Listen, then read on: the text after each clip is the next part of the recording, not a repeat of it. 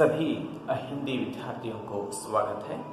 हम बाबा साहेब अम्बेडकर पाठ देख रहे थे। शांति स्वरूप बौद्ध जी लिखा हुआ अम्बेडकर की जीवनी हम पहले वीडियो देख चुके हैं और सुन चुके हैं।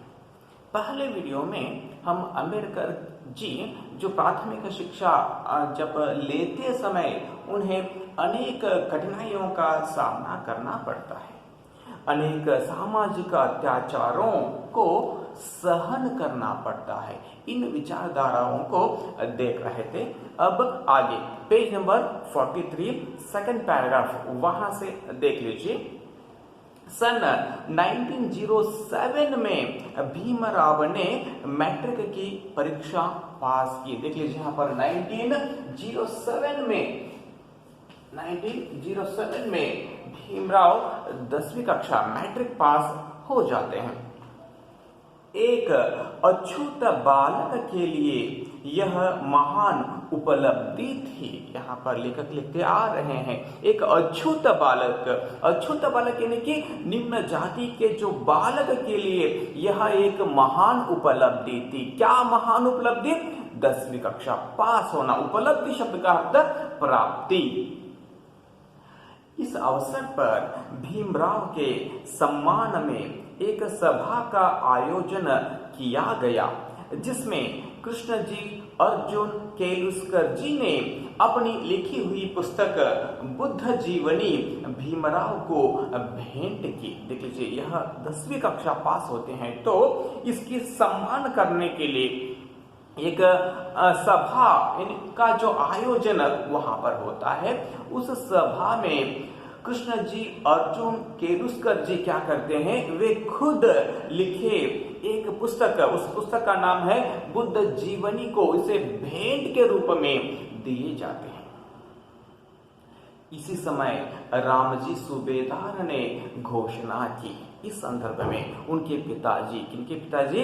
भीमराव के जो पिताजी क्या करते हैं, एक घोषणा उस सभा में करते हैं। क्या करते हैं देख लीजिए कि हमारी आर्थिक स्थिति वे बताते हैं। उस सभा में सभा के सभी लोगों के सामने बताते हैं कि हमारी आर्थिक स्थिति यानी कि पैसे संबंधी जो स्थिति ठीक नहीं है, अच्छा नहीं है। फिर भी मैं भीमराव को उच्च शिक्षा दिलाने का भरसक प्रयास करूंगा। इतना कुछ होने के बावजूद भी मैं क्या करता हूं, मेरे बेटे भीमराव को उच्च शिक्षा हायर एजुकेशन दिलाने का भरसक प्रयास, जितना हो सके उतना प्रयास शब्द का अर्थ है प्रयत्न मैं करता हूं। इस तरह उनके पिता उस सभा में घोषणा करते हैं। नेक्स्ट देख लीजिए। 17 वर्ष की आयु में भीमराव का विद्यार्थी जीवन में ही 9 वर्ष की रमाबाई के साथ विवाह हो गया। देख लीजिए यहाँ पर 1906 में जब यह 17 साल के जो बालक था, 17 एज में था, तो उसी संदर्भ में अभी यह विद्यार्थी जीवन था, इनका चल रहा था, यह पढ़ाई भी कर रहे थे। देख लीजिए तभी इनका जो विवाह हो जाता है। किनके साथ? 9 वर्षीय जो लड़की रमाबाई नामक एक लड़की के साथ इसका विवाह हो जाता है। अनेक कठिनाइयों का सामना करते हुए भीमराव बंबई के एल्फिस्टन कॉलेज में दाखिल हो गए। देखिए हायर एजुकेशन के लिए यह बंबई के एल्फिस्टन कॉलेज में एडमिशन ले लेते हैं। वो भी बहुत कठिनाई के साथ इनको एडमिशन मिलता है। उस समय एक अछूत के लिए यह बहुत अनोखी बात थी। उस संदर्भ में एक अछूत बालक के लिए, देख लीजिए निम्न जाति के बालक के लिए यह बहुत अनोखी बात थी। देख लीजिए आश्चर्यचकित जो बात थी। मगर रामजी सूबेदार भीमराव को और पढ़ाने में कठिनाई महसूस करने लगे। उनको बहुत तकलीफ होने लगा।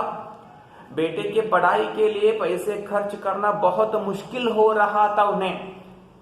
तब क्या होता है देख लीजिए, तो उस संदर्भ में केलुस्कर गुरुजी, देख लीजिए इनके जो गुरुजी केलुस्कर गुरुजी भीमराव को बड़ौदा के महाराजा सयाजीराव गायकवाड़ जी के पास ले गए। देख लीजिए बड़ौदा के महाराज, बड़ौदा यह गुजरात राज्य में है, बड़ौदा, अब इसको वडोदरा कहा जाता है। वहां के जो राजा, उस संदर्भ का जो राजा सयाजीराव गायकवाड़ थे, तो वहां क्या है, केलुस्कर गुरुजी भीमराव को लेकर जाते हैं।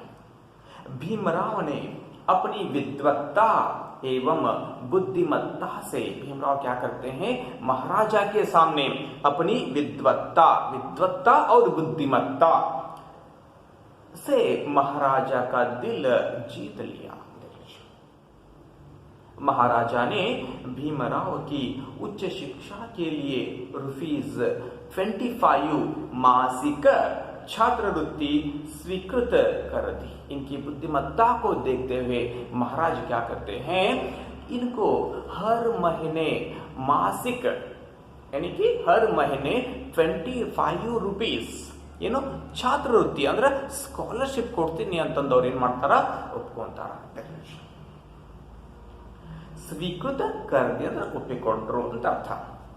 समाज की क्रूर नीति व्यवस्था उन्हें पग पग पर पीड़ा पहुंचाती रही। देख लीजिए समाज की क्रूर जाति व्यवस्था, उस संदर्भ में अभी भारत देश को स्वतंत्रता नहीं मिली थी, उस संदर्भ में क्या होता है, क्रूर जाति व्यवस्था थी। देख लीजिए समाज की क्रूर जाति व्यवस्था ने उन्हें पग पग पर पीड़ा पहुंचाती रही। उस संदर्भ में समाज में बहुत ही कठिन परिस्थिति थी, क्रूर व्यवहार। देख लीजिए यहाँ पर जो लोग जाति आधारित क्रूर व्यवहार करते थे, तो भीमराव को उनके पग पग पर ಪ್ರತಿಯೊಂದು ಹೆಜ್ಜೆಯಲ್ಲೂ ಸಹ ತೊಂದರೆಯನ್ನ ಉಂಟು ಮಾಡ್ತಾನೆ ಇತ್ತು ಅಂತಕ್ಕಂಥದ್ದನ್ನ ಇಲ್ಲಿ ಲೇಖಕರು ಬರೀತಾ ಇದ್ದಾರೆ। वे संस्कृत पढ़ना चाहते थे। देख लीजिए अंबेडकर जी संस्कृत पढ़ना चाहते थे, मगर अछूत होने के कारण उन्हें संस्कृत भाषा नहीं पढ़ने दी गई। देख लीजिए यहाँ पर उस संदर्भ में भारत देश में संस्कृत सिर्फ क्या है, ब्राह्मण लोग ज्यादा से ज्यादा पढ़ते थे, यह निम्न जाति के व्यक्ति थे, इसलिए इनको पढ़ने के लिए अवकाश नहीं मिला। लेकिन यह पढ़ना चाहते थे, फिर भी अंबेडकर जी को यानी कि भीमराव को पढ़ने के लिए अवकाश न मिला। दृढ़ इच्छा शक्ति के धनी भीमराव ने 1912 में अंग्रेजी और फारसी विषयों के साथ बंबई विश्वविद्यालय से बीए की परीक्षा पास की थी। देख लीजिए इनको दृढ़ इच्छा शक्ति के धनी माना जाता है। दृढ़ इच्छा शक्ति, हमारे मन में क्या होनी चाहिए, इच्छा शक्ति होनी चाहिए। स्वामी विवेकानंद जी भी यही बात बताए हैं, आप लोग युवाओं से पाठ में सुने होंगे। भीमराव अंबेडकर के मन में एक दृढ़ इच्छा शक्ति थी, इनको कितने भी समस्याएं आए तो भी वह अपनी पढ़ाई से न हटे, उससे न भागे। वे क्या करते हैं, 1912 में अंग्रेजी भाषा और फारसी विषयों को लेकर बंबई विश्वविद्यालय में बीए की परीक्षा क्या करते हैं, पास करते हैं। वे बीए की परीक्षा पास करने वाले पहले महार जाति के लोगों में ही यही फर्स्ट था। कौन फर्स्ट थे, भीमराव, यही सबसे पहले बीए परीक्षा पास किए थे। इस तरह लेकर के हाँ इनकी जीवनी संबंधी विचारधाराओं को लिखते आ रहे हैं। सन 1913 में अपने पिता की इच्छा के विरुद्ध भीमराव ने बड़ौदा स्टेट फोर्स में लेफ्टिनेंट भर्ती हो गए। देख लीजिए पिताजी की इच्छा के विरुद्ध भीमराव क्या करते हैं, बड़ौदा के जो स्टेट फोर्स में सैनिक के पद में लेफ्टिनेंट भर्ती हो जाते हैं। कब, 1913 में। भीमराव की भर्ती के करीब 15 दिन बाद 2 फरवरी 1913 को उनके पिता रामजी सूबेदार की मृत्यु हो गई। फिर जब यह नौकरी ज्वाइन करते हैं तो उसके बाद एक 15 दिन में ही उनके पिताजी का मौत हो जाता है। भीमराव पर परिवार के दायित्व का भार बढ़ गया। पिताजी जब मर जाते हैं तो इनके परिवार का जो दायित्व शब्द का अर्थ है जिम्मेदारी, किस पर पड़ता है? भीमराव पर पड़ता है। मगर उनके मन में और भी ऊंची शिक्षा पाने की ललक बनी हुई थी। इतने कुछ होने के बावजूद भी भीमराव के मन में क्या है? और भी अधिक शिक्षा पाने की जो ललक शब्द का अर्थ है लालसा, इच्छा, आसे ಅಂತಕ್ಕಂಥದ್ದು ಇದ್ದೇ ಇತ್ತು ಅಂತಕ್ಕಂಥದ್ದು ಇಲ್ಲಿ ಹೇಳ್ತಾರೆ। इसी दौरान इसी संदर्भ में फिर क्या होता है देख लीजिए। बड़ौदा रियासत की तरफ से, बड़ौदा रियासत शब्द का अर्थ है संस्थान। बड़ौदा रियासत की तरफ से मेधावी छात्रों को उच्च शिक्षा के लिए विदेश भेजे जाने की योजना के तहत भीमराव का चयन हो गया। देखिए यहाँ पर एक इनके जीवन में एक विशेष बात यही थी कि वे दूसरे जो देश में पढ़ने के लिए जाते हैं। तो कैसे जाते हैं? यहाँ पर दिया गया है बड़ौदा रियासत की तरफ से मेधावी छात्रों को, मेधावी यानी कि बुद्धिवंत अर्थवನ್ನ ಕೊಡ್ತೈತಿ। उस तरह के जो छात्रों को उच्च शिक्षा के लिए, हायर एजुकेशन के लिए विदेश भेजे जाने की योजना के तहत यानी कि अधीनता, उस संदर्भ में इनका चयन, भीमराव का जो चयन हो जाता है, चयन होना ಅಂದ್ರೆ ಆಯ್ಕೆಯಾಗುವುದು। अमेरिका में शिक्षा प्राप्त करने के बदले में देख लीजिए यहाँ पर बड़ौदा रियासत वाले ऐसे ही फ्री में नहीं भेज रहे हैं। तो इसके बाद जब वे वहां पढ़कर वापस आते हैं तो क्या करना है यहाँ पर आगे दिया गया है। अमेरिका में शिक्षा प्राप्त करने के बदले में, इसके बदले में भीमराव को एक शपथ पत्र पर हस्ताक्षर करने पड़े। कौन से शपथ पत्र? देख लीजिए, जिसके अनुसार, उस शपथ पत्र के अनुसार शिक्षा प्राप्त करके बड़ौदा रियासत में सेवा करनी थी। वापस आने के बाद बड़ौदा रियासत में कम से कम 10 साल तक सेवा करनी थी। इस शपथ पत्र पर भीमराव क्या करते हैं? हस्ताक्षर करते हैं और पढ़ने के लिए अमेरिका चले जाते हैं। देख लीजिए, जुलाई 1913 के अंत में भीमराव अंबेडकर न्यूयॉर्क अमेरिका में जाकर कोलंबिया विश्वविद्यालय में दाखिल हो गए। कोलंबिया यूनिवर्सिटी ಒಳಗ ಇವರ ಒಂದು एडमिशन ಆಗ್ತೈತಿ। देख लीजिए, दाखिल हो गए। उस समय एक अछूत युवक का विदेश में जाकर शिक्षा पाना कल्पना से परे की बात थी। उस संदर्भ में 1913 में ब्रिटिश भारत देश में क्या है, एक निम्न जाति के जो युवक विदेश जाकर वहां शिक्षा पाना क्या है, कल्पना से परे की बात थी। कल्पना से परे की बात, इसका अर्थ है जिसकी कल्पना करना न हो, वह क्या है, कल्पना से परे की बात। देख लीजिए यहाँ पर अब वे कहाँ चले जाते हैं? हायर एजुकेशन के लिए न्यूयॉर्क चले जाते हैं। अमेरिका में जाकर भीमराव अंबेडकर को स्वतंत्र एवं खुला माहौल मिला। वहां अमेरिका में क्या है, एक स्वतंत्र और खुला माहौल शब्द का अर्थ है वातावरण, खुला वातावरण। वहां पर जाति आधारित भेदभाव नहीं थे। एक स्वतंत्र माहौल इनको मिलता है जहां किसी भी प्रकार का जातीय बंधन नहीं था। वहां पर अमेरिका में क्या है, जाति आधारित बंधन नहीं था और न ही जाति आधारित भेदभाव की जो भावनाएं अमेरिका देश में नहीं था।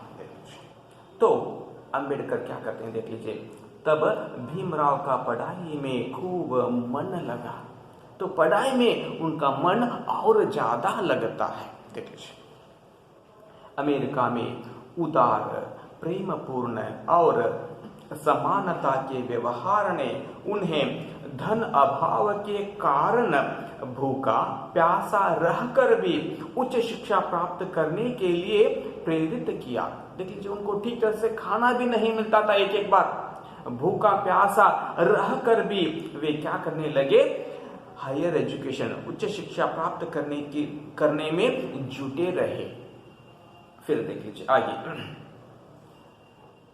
वे शराब, सिगरेट आदि से दूर रहकर 18 घंटे पढ़ा करते थे रोज, 18 आवर्स। देख लीजिए यहाँ पर एवरी डे कितने आवर्स, 18 आवर्स वे पढ़ाई करते थे। देख लीजिए इनके जो जीवन कैसा था, वे कैसे पढ़ाई करते थे, इन्हें कितने सारे समस्याएं थे, फिर भी दृढ़ इच्छा शक्ति से वे पढ़ाई में अपने मन लगाए। एवरी डे कितने पढ़ते थे, इस बात को आप लोग याद रखिए, 18 आवर्स। तो हम लोग कितने पढ़ रहे हैं, हम लोग हमारे ज्यादा से ज्यादा समय सिर्फ टीवी देखने में, मोबाइल देखने में ही व्यय कर रहे हैं। ऐसा हम लोगों को, शायद आप लोगों को भी लग रहा है या नहीं? देखिए, एक प्रश्न आप अपने मन से कीजिए। Ambedkar ji every day 18 hours पढ़ते थे।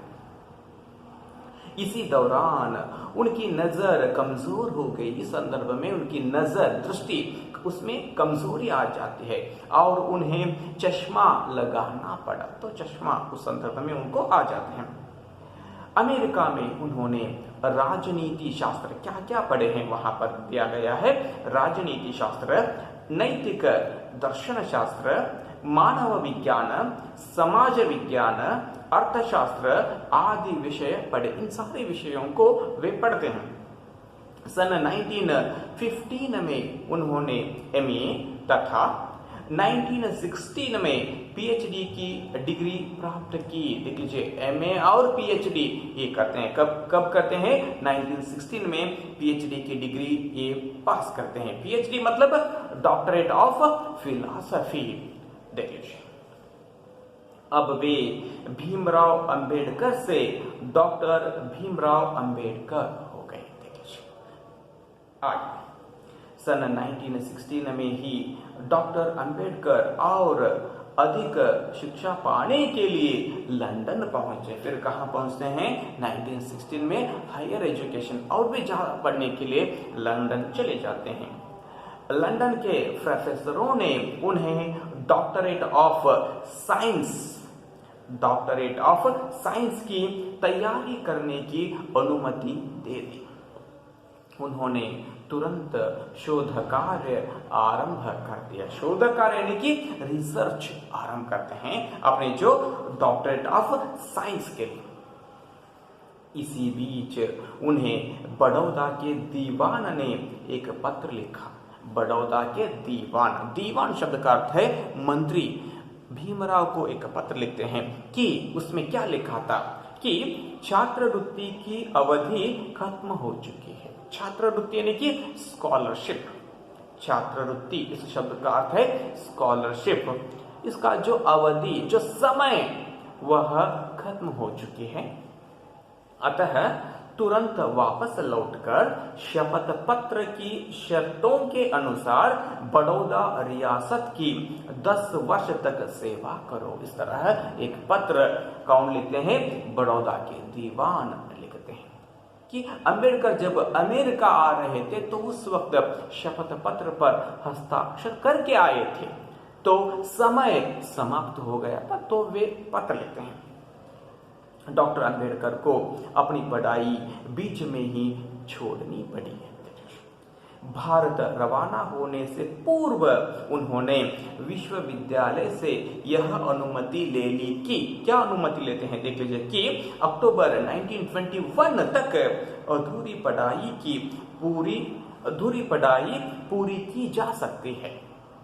21 अगस्त 1917 को डॉक्टर अंबेडकर बंबई पहुंचे। देख लीजिए, लंदन से वे कब वापस भारत आ जाते हैं? 1917 को भारत देश वापस आ जाते हैं। आगे,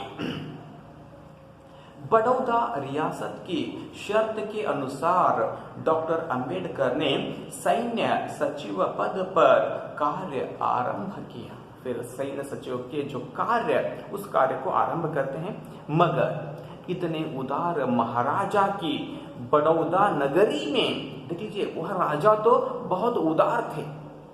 उनके जो नगरी बड़ौदा में क्या होता है, देख लीजिए, नगरी में संसार के महान विद्वान को, देख लीजिए, अंबेडकर डॉक्टरेट हुआ था इनका, संसार के महान विद्वान को छूत छात की दूषित भावना के कारण, छूत छात की दूषित भावना के कारण रहने के लिए कोई मकान नहीं मिला। देख लीजिए, यहाँ पर बड़ौदा में इनको रहने के लिए कोई मकान नहीं दिए। कारण क्या है? छूत छात की भावनाएं, लोगों के मन में अस्पृश्यता की जो भावनाएं अभी भी थे। इतने बड़ा विद्वान होने के बावजूद भी इनको रहने के लिए घर नहीं मिलता है। तो क्या करते हैं, देख लीजिए, वे नाम बदल कर एक फारसी धर्मशाला में रहने लगे। अंबेडकर कहाँ रहने लगे? भीमराव कहाँ रहने लगे? अपने नाम को बदलते हैं और एक फारसी धर्मशाला में रहते हैं। देखिए, मगर पारसियों को जब उसकी जाति का पता चला तो कुछ दिन होने के बाद उन फारसी लोगों को भीमराव के जो जाति पता चलता है, कौन सा जाति का व्यक्ति है, यह बात उन लोगों को पता चलता है। तो उन्होंने डॉक्टर अंबेडकर को अपमानित करके खदेड़ दिया। तो वे लोग क्या करते हैं, इनको अपमानित करते हैं और खदेड़ते हैं। खदेड़ना, डरा धमका कर दूर भगाना। कौन भगाते हैं? पारसी लोग इनको भगाते हैं वहां से।